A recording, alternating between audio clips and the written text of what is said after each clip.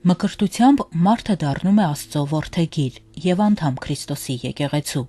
Մաքրվելով ադամական մեղքից նա դառնում է երկնքի արքայության ժառանգորդ, վերստին ստանալով աստվածային այն պատկերը, որ ուներ դրախտում մինչ մեղսագործությունը։ Մկրտությունից է սկսվում ամեն ինչ։ Սուրբ Գայանե վանքին կից այս սրահում, դիմելով ներկաներին, ասաց Մայր Աթոռի Վանորեից տեսուչը։ Այստեղ հավաքված երիտասարդները հնարավորություն ունեին Տեր Արտակ եպիսկոպոս Տիգրանյանից լսելու մկրտության խորհրդի մասին, ստանալու իրենց հետաքրքրող հարցերի պատասխանները։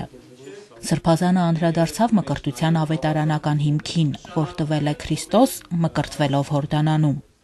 Նա խոսեց նաև մկրտության կանոնի մասին ըստ Մաշտոց ծիսակարգի։ Ով հավատա եւ մկրտվի, պիտի փրկվի,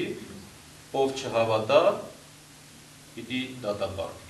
Այն ամեն ինչի մասին պիտի պատրաստվենք խոսել այսօր ձեզ հետ, քննարկենք, պիտի լինի առաջնորդողը, այս տողը։ Տեր Արտակ եպիսկոպոս Տիգրանյանը մկրտության ծիսակարգին ու խորհրդին անդրադարձավ շատ մանրամասն ու մատչելի, որպեսզի երիտասարդներն ընկալեն իմաստն ու էությունը։ Ներկաները հասկացան, որ երեխային մկրտելու համար չարժե սպասել բարենպաստ պայմանների։ Պետք չէ կառչել հանդիսության արտաքին դրսևորումներից։ Վանորեից տեսուչը կարևորում է ծնողի պատրաստակամությունը մկրտելու, երբ փոքրիկը դեռ գրկում է։ Թեև մարդ հասուն տարիքում եւս կարող է մկրտվել գիտակցաբար անելով քայլը։ Երբ որ ասում ենք հանուն հոր եւ որդվո եւ հոգվույն սրբո մկրտության ժամանակ, 3 անգամ նորածնին մտցնում ենք, հանում ենք, հա, նշանակում է Քրիստոսի հետ մեռնել, թաղվել, իջնել ավազանը եւ բարձրանալ ավազանից հարություն առնել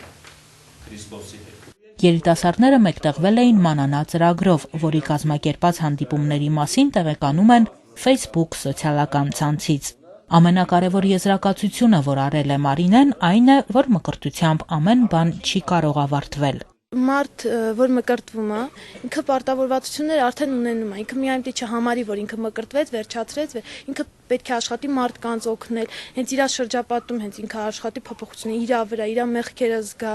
իր հանդեպ ավելի խիստ լինել, աշխատի շատ փորձությունների մեջ չընկնել։